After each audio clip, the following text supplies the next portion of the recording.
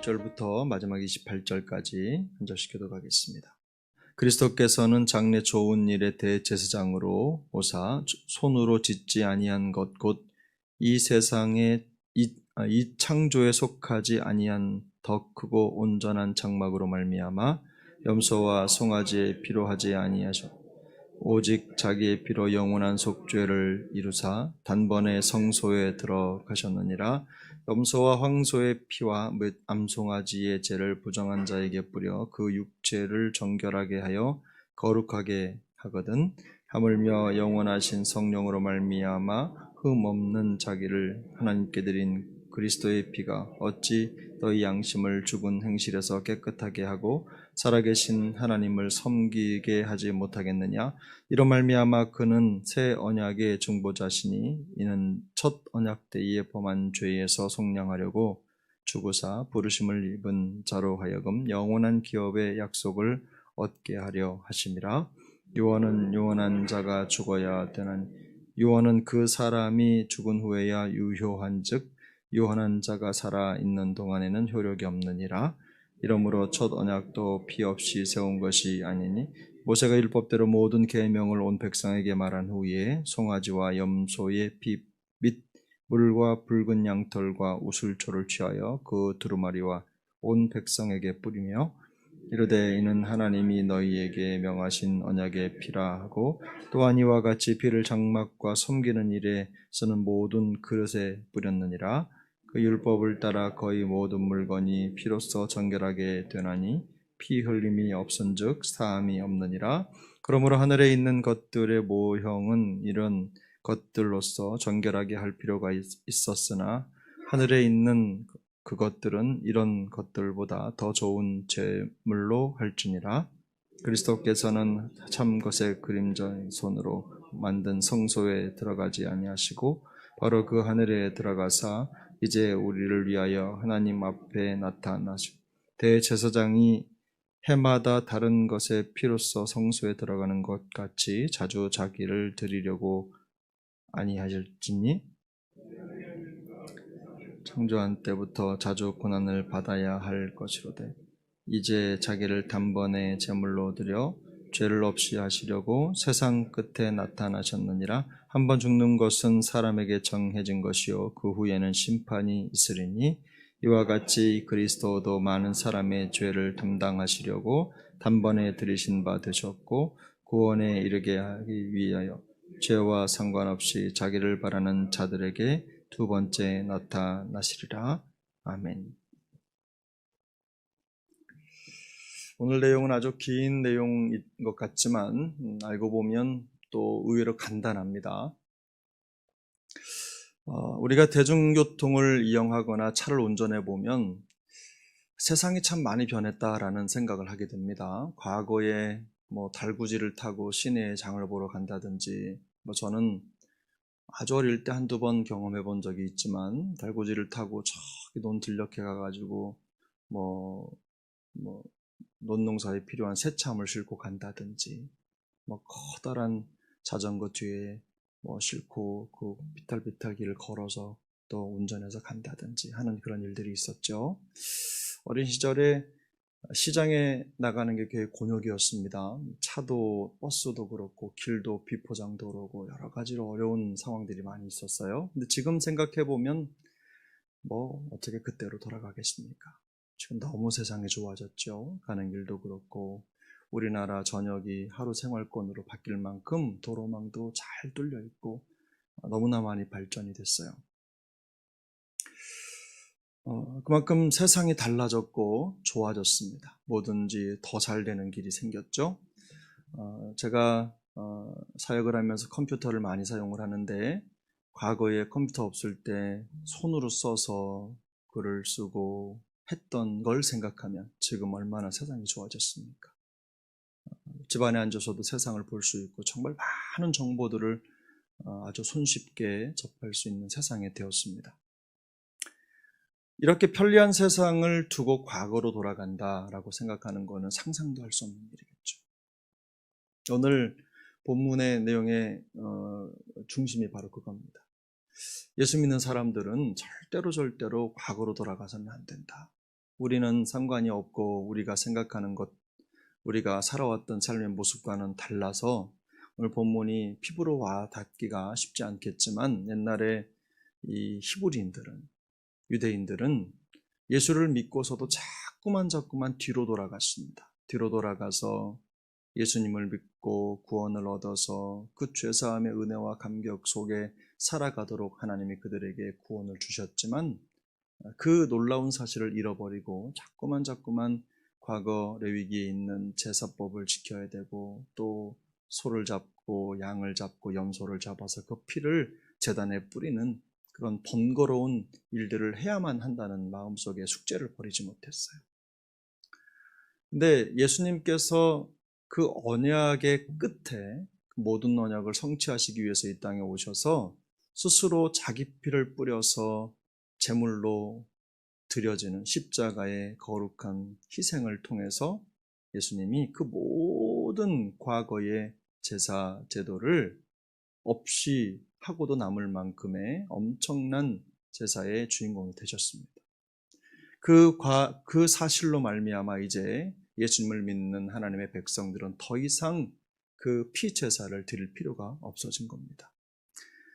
그 과거의 피제사의 특징, 그 과거의 피제사의 기능은 단지 예수님께서 십자가에서 이루신 그 피제사를 가리키는 역할밖에 아니라는 거죠. 그런데 사람들은 자꾸만 과거로 돌아가서 지금 나에게 이루어진 그 구원의 소망, 감격, 또 죄사함의 축복을 온전히 누리지 못하는 삶을 살아가고 있는 겁니다. 그래서 이 성경 저자는 예수님께서 단번에 영원히 이루신 속죄를 믿어야 된다. 너희가 과거로 더 이상 돌아갈 필요가 없다.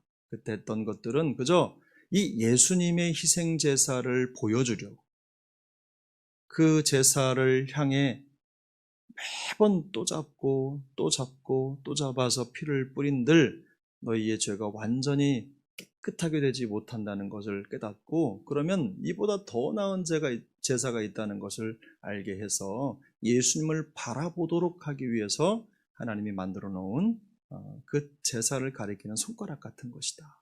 예수님을 가리키는 손가락 같은 것이다. 지금 이 이야기를 아주 길게 하는 것입니다. 그래서 예수님을 믿는 사람들은 예수님께서 자기 피로 이룬 영원하고 완전한 희생제사 때문에 더 이상 짐승을 잡지 않아도 된다. 이 얘기를 하고 있는 것입니다. 여러분, 이 짐승을 잡아 또 소를 잡고 양을 잡아 염소를 잡아 피를 뿌리는 과정은요, 어쩌면 우리에게 있어서는 과거에 내가 내 죄를 씻고 어떻게 하면 하나님의 나라에 들어갈 수 있을까를 고민하는 그런 모습하고 똑같은 겁니다. 근데 예수님이 바로 그 새 언약의 중보자가 되었다고 오늘 보면 15절에 보면 소개하고 있죠. 이 중보자라는 건 뭐지요? 옛날 내 죄인된 나와 하나님과 그 사이에서 연결자가 되는 거죠. 근데 과거에는 짐승을 잡아서 짐승이 나라고 생각하고 그 짐승의 죽음으로 내 죄를 대신 죽고 그 짐승을 잡을 때 죄인된 나는 죽었습니다 라는 심정으로 피를 주님의 제단에 뿌렸다는 거예요.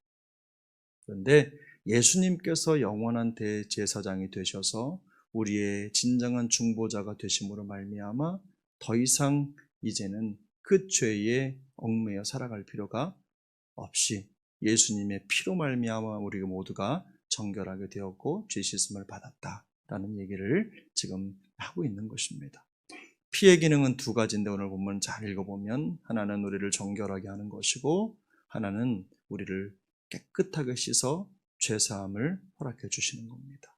근데 이 일이 예수님을 통해서 우리에게 이루어졌다는 거죠. 그래서 18절부터 22절까지를 여러분 가만히 보시면 매 절마다 피라는 단어가 등장을 합니다. 하나님께서 우리에게 허락하신 그 언약에 있죠. 창조 언약이든 그 다음에 노아 언약이든 아브라함의 언약이든 그리고 또 그 다음에 다윗의 언약이든 모든 과정에 옛날에 있었던 언약도 또 예수님께서 우리의 죄를 씻는 과정도 피가 없이는 되지 않아요. 그래서 반드시 피가 필요한데 피라고 하는 것, 이것은 또 생명도 의미하지만 핏부림이라고 하는 것은 죽음을 의미하죠. 그래서 이 죄를 씻고 정결하게 돼서 하나님의 나라의 거룩한 삶을 선물로 받는 이 언약이 성취되기 위해서는 뭔가 반드시 죽어야 된다. 근데 죽음이 끝이 아니라 회복을 의미하고 이 회복을 통해서 우리에게 진정한 죄사함의 역사가 나타나 우리로 하여금 하나님의 나라의 거룩한 백성의 삶을 살도록 하는 그런 길이 된다는 것입니다. 근데 그 일을 누가 하셨습니까? 예수님이 하셨다는 거예요. 여러분, 우리가 가만히 기본적으로 생각해 볼 때 과거 이스라엘 백성들이 짐승의 피를 잡아서 제단에 뿌려서 자꾸만 자기의 죄를 해결하려고 하는 목적이 어디에 있었습니까? 바로 천국에 대한 소망이죠. 그렇지 않습니까? 죄가 있는 상태로는 하나님의 나라에 들어갈 수가 없기 때문에 그들은 그 죄 문제를 어떻게 해서든지 해결해야만 됐어요. 그리고 기본적으로 우리 그리스도인의 신앙생활이죠.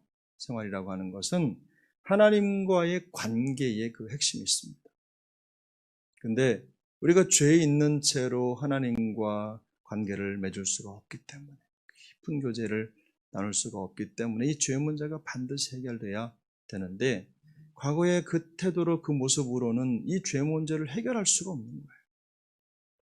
근데 우리 주님께서 십자가에서 죽으심으로 말미암아 그 구원의 능력으로 그 피로 말미암아 하나님과 우리 사이를 가로막았던 모든 죄의 문제를 해결해 주신 겁니다. 이걸 믿기만 하면 오늘 내가 주님과 더 깊은 관계에 나아갈 수 있고 하나님과 더 깊은 교제를 누리는 성도의 기쁨을 누릴 수가 있는데 이걸 깨닫지 못한 거예요. 여러분, 만약에 우리가 이 죄 문제를 해결하는 데 있어서 개인적으로 큰 돈을 들여서 그 문제를 해결할 수 있다고 한다면요, 우리는 쉽게 있지 않을 겁니다. 한 10억쯤 들여서 천국 갈 수 있다고 하면 어떻게든 그거 마련해서 그거 살려고 하지 않겠어요? 근데 공짜로 주니까. 예수를 믿기만 하면 구원을 받고 예수를 믿기만 하면 죄사함을 얻을 뿐만 아니라 영원하신 하나님과 깊은 교제의 관계에 나아갈 수 있는 특권을 누릴 수 있다고 하니까 이게 너무 쉬운 거예요. 그래서 실감이 안 나는 겁니다. 과거의 이스라엘 백성들이 그랬어요. 매년 짐승을 끌어다가 잡아서 그 피를 뿌리고 하는 고통스럽고 힘든 과정을 겪으면서 내가 내 죄가 사해졌지, 주님이 내 죄를 씻어주셨지, 이런 마음을 갖고 또 그때 마음을 하고 또 죄를 짓고 또 그렇게 하고 또 죄를 짓고 또 그렇게 하고 하는 과정을 지나면서 마음속에 한켠에 해결은 됐지만 그러나 완전한 죄 씻음이 아니잖아요. 그런데 예수님이 더 이상 우리로 하여금 그런 고생스러운 길을 가지 않도록 한 번에 모든 것을 해결해 주셨다고 하는데 그게 냉큼 믿기질 않는 거예요. 그러나 여러분, 믿으셔야 합니다. 우리가 예수님을 믿는 게 그런 거예요.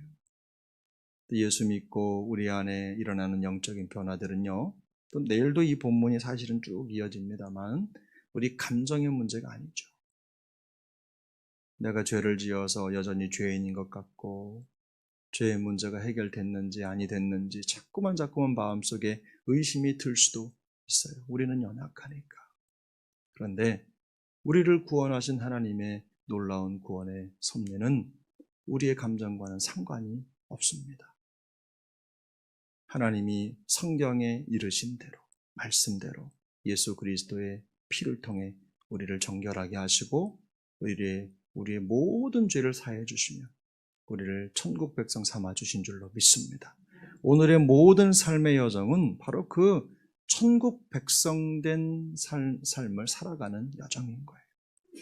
우리가 삶의 현장에서 여전히 어려움이 있고 그리고 죄의 문제를 훌쩍 뛰어넘을 수 없는 한계에 부딪히는 것이 사실이지만 그럼에도 불구하고 우리는 이 세상에 속한 존재가 아니요 하나님의 나라에 속한 하나님의 나라의 백성인 줄 믿습니다.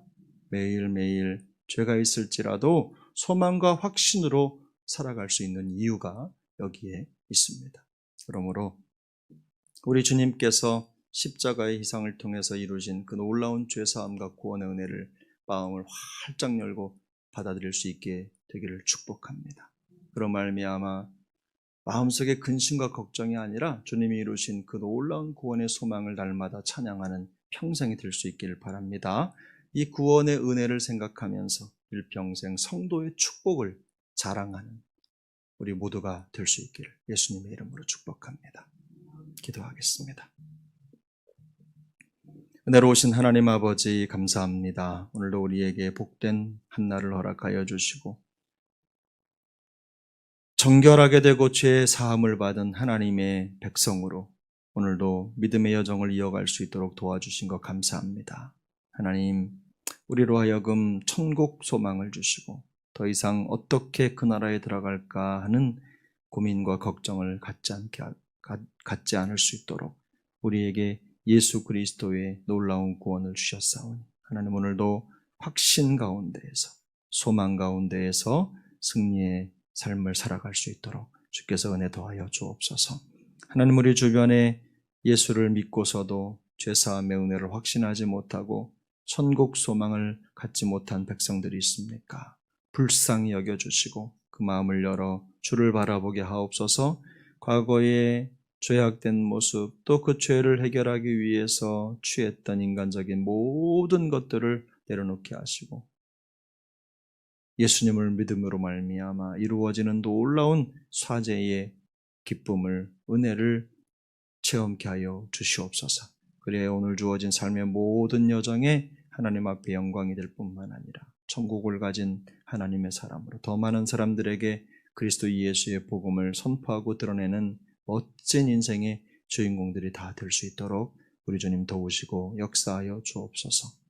혹여라도 하나님 우리 주변에 혹은 우리 자신이 아직도 죄 문제 때문에 인생의 여러 가지 질고 때문에 하나님 앞에 눈물 뿌리는 일이 있다면 우리 주님이 해결해 주셨음을 믿게 하여 주옵시고 온 마음을 다하여 주님을 영접하고 받아들이며 주님 주신 복음의 기쁨과 자유를 누릴 수 있도록 모든 얽어매는 것들로부터 자유할 수 있도록 주께서 은혜를 더하여 주시옵소서. 오늘 하루의 모든 여정을 주님 손에 위탁하옵고 감사를 드리며 존귀하신 예수님의 이름으로 기도 올려옵나이다. 아멘. 하늘에 계신 우리 아버지여 이름이 거룩히 여김을 받으시오며 나라가 임하시오며 뜻이 하늘에서 이루어진 것 같이 땅에서도 이루어지이다.